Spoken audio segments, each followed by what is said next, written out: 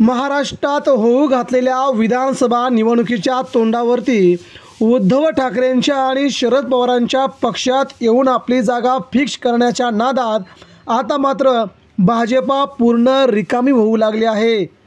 ज्या नेत्यांनी पवारांची आणि आदरणीय उद्धव ठाकरेंची साथ सोडली होती, आता तेच नेते पुन्हा या दोन्ही नेत्यांच्या जवळ येऊ लागले आहेत।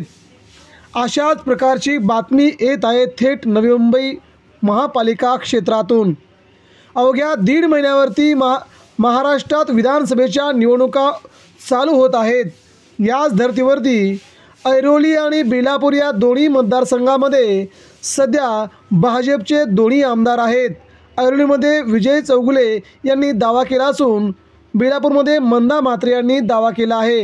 यामुळे गणेश नाईक जे नवी मुंबईचं नेतृत्व भाजपचं मानलं जातं, त्यांना मात्र तिकीट आता मिळणार की नाही ही सध्या इच्छा असतानाच त्यांना तिकीट न मिळणे म्हणजे राज्याच्या राजकारणात नवी मुंबईतून भूकंप होतोय काय अशी चर्चा आहे।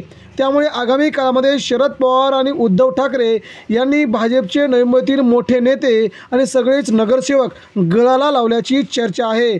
त्यामुळे आगामी काहीच दिवसात नवी मुंबईतील सर्वात मोठ्या राजकीय भूकंपाचे संकेत मिळू लागले आहेत। मग तो नेता भाजपचा असो की शिवसेनेचा, मात्र उद्धव ठाकरेंच्या शिवसेनेला नवी मुंबईत नवसंजीवनी मिळते हे मात्र नक्की। धन्यवाद।